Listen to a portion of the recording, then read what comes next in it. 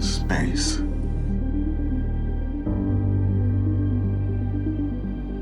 Reality.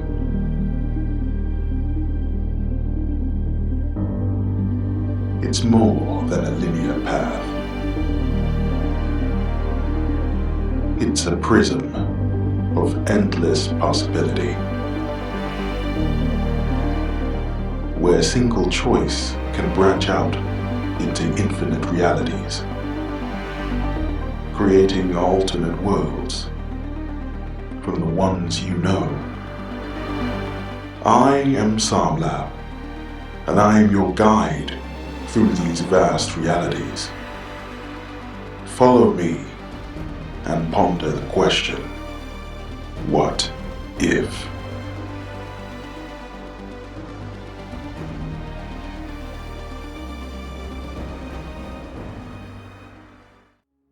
Though understanding the intricacies of Soul's space-time continuum requires a little more imagination than usual, where does Destiny's universe begin and end?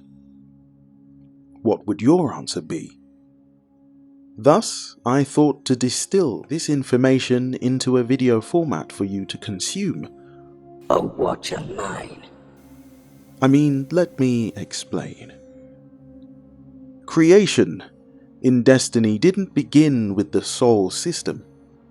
It began eons ago, when the Gardener and a Winnower played games in a celestial place called the Garden. Regularly they would meet to play these games of various types, to which the Winnower was always the winner.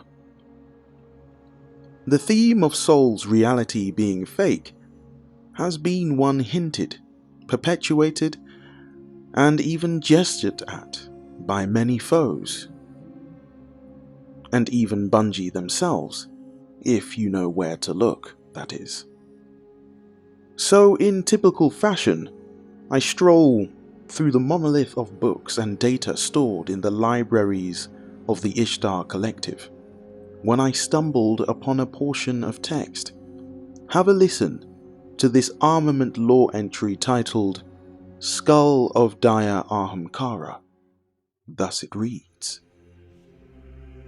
Reality is the finest flesh, O bearer mine. And are you not hungry, O bearer mine? What kind of talking skull would address its hosts that way? A stiff, stuck-up old fossil? Not me. The illusion that one's ego depends on an object, or an idea, or a body. Some people say you should have no Ahamkara. Some people say you need to have the right Ahamkara. All I know is that you are not an illusion. Understand, this world around you, the people you meet, they're a little thin, right? Cardboard and drywall, cheap theatre. Come on, try it out. I'm more real than this. Feels good, doesn't it? I'm the only real person here. Isn't it like their insults and their bullets just went a little soft? I come to find you, only you, because you are special. You are from somewhere real, and together we can burn our way back there. Can't we? Oh, player mine. It is believed that Ahamkara were always looking for a way to enter a higher reality, to surpass their current existence and become ontological. This is something they had in common with the Nine, who also seek to seed their existence and escape the current reality. But why? Why do all sentient forms of life wish to escape? Even the Witness wishes to escape a fate of finality, to leave the game. I believe that in Lightfall, we'll get closer to this truth, and uncovering the mysteries that would lead us to the final shape, and what the end truly is. As I continued to study my findings, I came across a dense piece of text, logs to be more specific, between Jalal and Ikora Ray. Have a listen to this lore entry titled The Hidden Dossier. Thus it reads. I don't think that's the right answer. Her spawning on Fundament was only one of her births. She says it herself. You have given birth to me 1,000 times. Look at the truth to power simply. What are the topics it centers upon? Black holes, Vex simulations, Ahamkara, manipulations of Hive tribute. So our answers must involve all 4 of those. Ahamkara willingly seek destruction in order to be taken as trinkets by Guardians. You must know this. You've tried to exploit those trinkets as thoroughly as the other factions. But do you understand the metaphysics behind their desire? I do. I once wished to know more about Ahamkara. Wish granted. Ahamkara believe that by transforming themselves, by metamorphosizing from monsters into treasures, they become more real, more important ontologically. It is the gap between reality, as is the reality as desired, that they feed on, a rock. And Guardians are the richest, finest source of reality as desired that they have ever met. What have the Ahamkara artifacts ever done but instill delusions of grandeur? A solipstic madness. I am more real than what surrounds me. Why is that? The skulls of Daya Ahamkara speak to me. They know I want to know the truth, and so they whisper to me of a path they climb. They call it the anthematic arc. They are going somewhere they consider more real. Guardians are part of how they get there. What if Savathun wants to go there too? You say there is somewhere more real than here. You are implying that we are not real. This is a simulation argument. That we are ghosts in some other world's machine. That there are no real stakes in our war for survival because even if we are extinguished, we are never more than phantoms?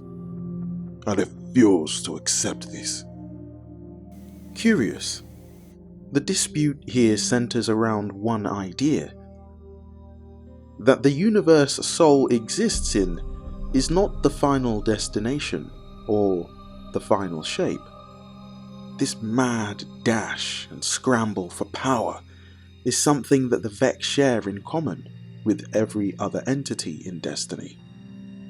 Survival is a vital aspect of this game that the Gardener and Winnower play together. Confused? I would be too. In order to clear up some misunderstanding, have a listen to this next lore entry titled Gardener and Winnower. Thus it reads. Once upon a time, a gardener and winnower lived together in the garden. It was once before a time, because time had not yet begun. We did not live, we existed as principles of ontological dynamics that emerged from mathematical structures, as bodiless and inevitable as the primes. It was the field of possibility that prefigured existence. They existed because they had to exist. They had no antecedent and no constituents, and there is no instrument or causality by which they would be portioned into components and assigned to some schematic of their origin. If you followed the umbilical of history in search of some ultimate atavistic embryo that became them, you would end your journey marooned here in this garden. In the morning, the gardener pushed seeds down into the wet loam of the garden to see what they would become. In the evening, the winnower reaped the day's crop and separated what would flourish from what had failed. The day was longer than all of time, and the night was swifter than a glint of light on a falling sugar crystal. Insects buzzed between the flowers, and worms slithered between the roots, feeding on what was and what might be. The first gradient in existence, the first dynamo of life. Rain fell from no sky. Voices spoke without mouth or meaning. A tree of silver wings bloomed, yielding fruit. Shed feathers bloomed again. In the day between the morning and the evening, the gardener and the winnower played a game of possibilities. Have I lost you? Let me explain. Some believe that the traveller, the witness, hive, Ahamkara and Vex, and the worm gods originated from elsewhere, a prime universe, the birthplace of creation outside of Destiny's current space. And after fleeing to Sol, everyone wants to escape from Sol. Yet the only race able to rewrite or change their fate, so far, are Guardians. If this is true, it is possible that Guardians have surpassed what is believed to be their limit. At this point in time, it is difficult to say. My hope is that as we inch closer and closer to Lightfall, that season of Redacted, the 19th season, will give us a better look at what to expect for the next great chapter. Did Rasputin know about Neomuna? Why are there Vex on Neptune? Is Savathun really dead? When will the Traveller speak? Patience, Guardians, patience. So very little is understood about the cosmic nature of the universe within Destiny, or Destinyverse, if you prefer.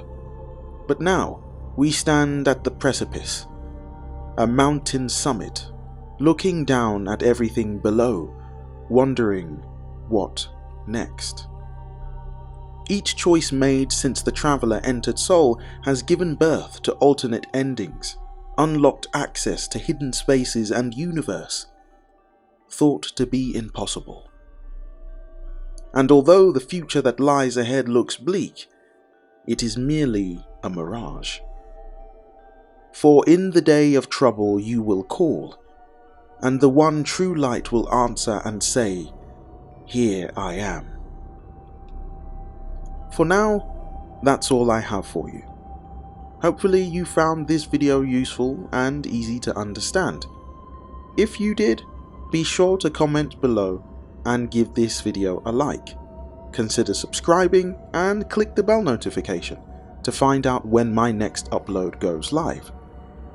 If you'd like to help support the channel and keep it going, then consider buying me a coffee, because every little helps. Remember that no matter what you're facing at this moment in time, you can do all things. Stay safe and Godspeed.